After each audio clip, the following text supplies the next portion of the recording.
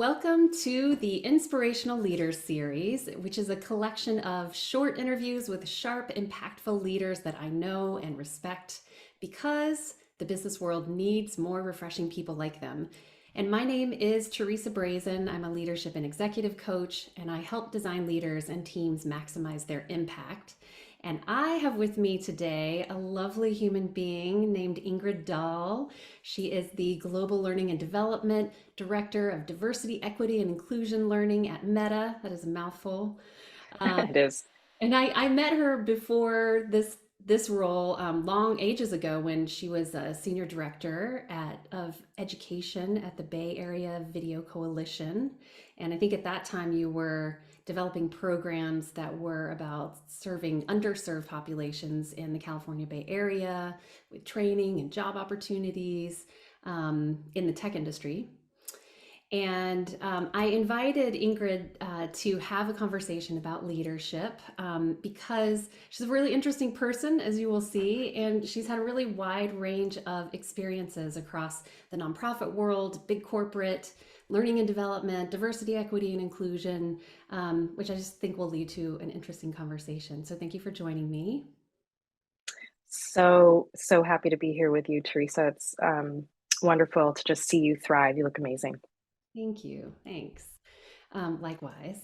And all right, so we're going to jump in. And my first question for you is to help us get to know a little bit more about you and your leadership style.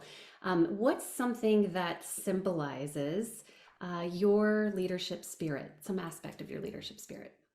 Oh my goodness, I know exactly what symbolized, and I actually have it tattooed on my wrist right here, is the horse. The horse is a powerful, independent, strong, deep, and sensory animal. I actually grew up with horses. I started riding at the age of 5, and I just think sometimes there's an innate feeling as a young person that you want to connect and relate with. Honestly, like to me, it wasn't humans; it was a horse. And so I learned a lot about communication styles in like my training and riding of this wild, amazing, spiritual beast. Mm. And and um, we talked about before, my daughter has a love of horses. So what's like what's something about, I don't know, about horses or like that experience that somehow like connects with the way that you lead? What's it taught I you? think that's a really good question. I'd say it's about trust. So there's a lot that's not spoken, but it's a feeling and a negotiation. So when you're around a ring, trying to communicate with a horse just through tiny muscle movements, breath work, centering, looking, a lot is like the horse feeling your body as you're looking to turn to guide them to the next jump and controlling your breath and the little movements in your hands to know exactly when you're asking them to go over a jump. So there's a lot of trust there because if you misstep, you could actually harm both yourself and the horse. Mm. I feel like that's a lot of trust and a lot of training. One thing that's really neat about horses too, there's some things that are counterintuitive. So you think when you're going around a corner, you want to slow down and then you kind of speed up. What's kind of cool about this in leadership is actually when you're in the tightest bend, you want to actually amplify the speed so that when you're in like a straight shot towards a jump, you can be calm and collected and go right over it very smoothly. It's fascinating, but it is a little bit of a parallel to how maybe you lead. Mm. I love that. So it's counterintuitive in a way, like speed up, but so that you can um, Coast. when it really matters. It reminds me a little bit of skiing too, because I Ooh, went yeah, the flow. and yeah, there's like you want to start to get out of what they call the fall line quickly when you turn so that you can slow yourself down. But anyways, I digress. Yes, totally. I love that. So horses. So okay, let me throw another question at you then. So what do you wish that more people knew about leadership? Oh my goodness, I would say it is a lifelong journey. It's not something that you suddenly get because of your title or that you managed a few people before or that you managed several for many years. It's a lifelong practice. You stumble, you fall.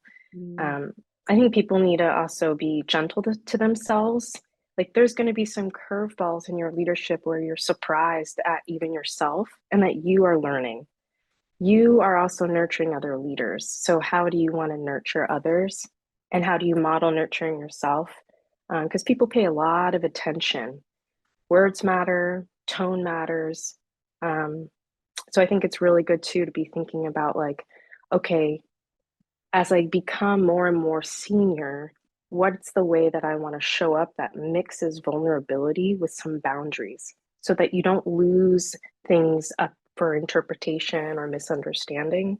And how do you also balance the human psychology of the environment? Because that is really, really, it's kind of like when you go to college or graduate school, like the 401 version of your scholastic study as a leader is like being able to read and be curious and question, and then figure out how to navigate and even orchestrate those environments. And that's like the 401. And it's hard. Well, I love that, framing of it's a lifelong learning process and it's complex. So there's stages of your Yeah. evolution. Yeah. And I love the part about as you progress, the balance of boundaries and vulnerability. That's that is a really interesting dance. Yes, it is. Yeah. Yeah. Okay. So what's been in your leadership evolution then, what has been something that's been challenging to learn, an obstacle or something you've stumbled on in the way? I would say one of my biggest is letting go. And I'm still in this process. I haven't let go of it, but letting go of being liked, wanting to be liked. It trips me up. It's this catch-all of like, ooh, I'm doing this again where I'm getting caught in wanting to be liked. A leader once told me that I really appreciated is like, you can still be kind, but you don't always have to be nice. Kindness is also nice, but don't worry about having to I don't know. I think it's like also this interesting, you're saying dance of like calming the mind so you don't interpret everything and perceive things as like people don't like me or things in my past or growing up different or being an outsider. Like a lot of those things are with us all the time and we're looking out for them as signals. And I think for me, it's really just relaxing that, like fear and that amygdala response to be like, you know what? Even if this person didn't like me, that's not even like what matters right now. What matters right now is like this. So helping my own limited beliefs or mixtape refocus on what's real and what's present, I think is just a hard challenge and one I'm continuously working on. Mm. And I love that tip about you can be kind, or what was it? You don't, the, You can be kind, but you don't have to be nice. yeah. Yeah. Because certainly in leadership positions, sometimes you have to make choices that don't feel nice to people, but they're in service of the greater good of the business or the community. Yeah. Um, what I know you've been working in the space of diversity, equity, and inclusion, and I'm sure that some of the people that are watching this would be interested to know if you have any tips around being a more inclusive leader, like anything that could help us in that journey. Oh my goodness, so much. I'd say several things. It's not that hard. It's really just, hey, how do I connect and relate with somebody across difference? When I don't feel understood, when I feel insecure, how do I lean into that with more curiosity? I think what happens when we get more and more closed off in our comfort zone and we're dealing with people who maybe feel like, ooh, this person I drive with because we're similar and that similarity bias comes in, helping to like, gosh, what am I doing? What is happening right now in this environment that might actually be like silencing somebody? How am I engaging people equitably? Have all voices chimed in? When is my voice coming out?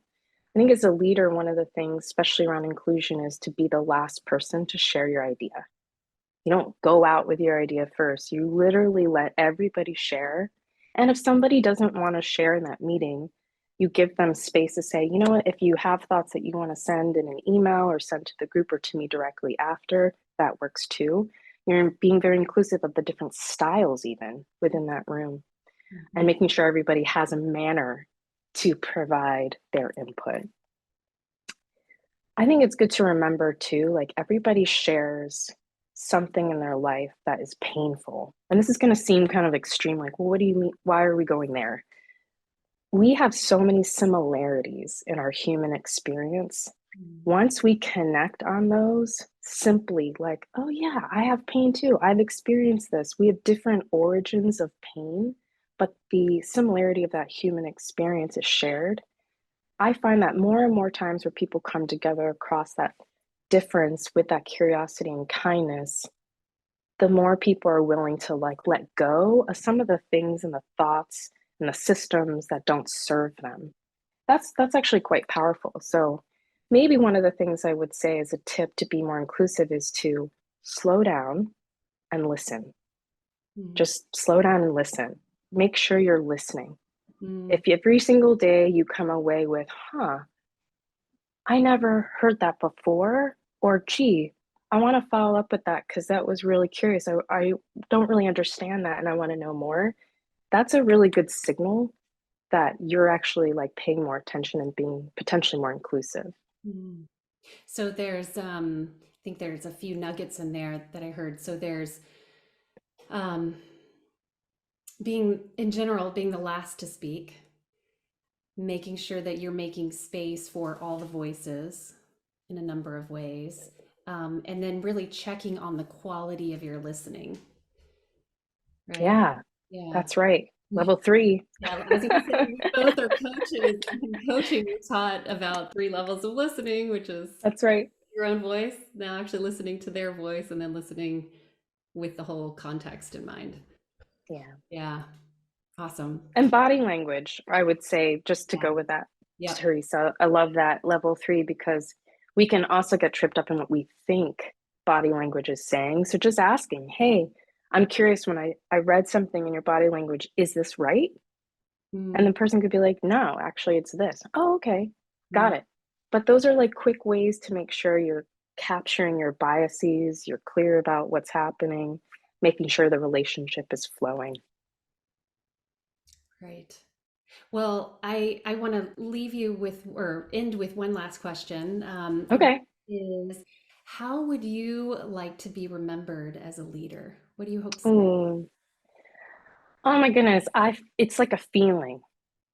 I Mm, would love to be remembered as somebody who gave a lot of heart and created experiences where people could thrive and feel like they had an environment where they were seen, valued, recognized, and hopefully a place where people see how to like achieve self-actualization. Like how was I able to help create an environment or tools or an experience where that could happen, and maybe even at scale. That would be amazing to be remembered by. If not, if that wasn't how I could be remembered, I just would love to be remembered as, and this is kind of a personal joke to myself because I've been thinking about writing a book about my growing up mixed race because I noticed there's a lot of Hapa kids out there, and I could be the Hapa grandma. So part of me wants to write a book basically to be known as the Hapa grandma who helped a lot of mixed race kids know what it was like, and some things that maybe inspire them that they're not alone. Hmm. Well, yeah, I could. The Hobbit grandma is such a sweet image, and Right? I think you are well on your way in terms of being seen as or experienced as someone who makes others feel valued and seen and heard and included for sure, because that's kind of who you are. Thanks, Teresa. Yeah, you're welcome. And thank you for doing this conversation with me. Hopefully, we have left our audience with some juicy nuggets to chew on. And for those of you who are watching, if you can find more interviews with people like Ingrid, really inspirational, amazing humans and leaders in the world, and other leadership tools. You can find those on my website at teresabrazen.com. Thank you. Thanks, Ingrid. Thank you, Teresa.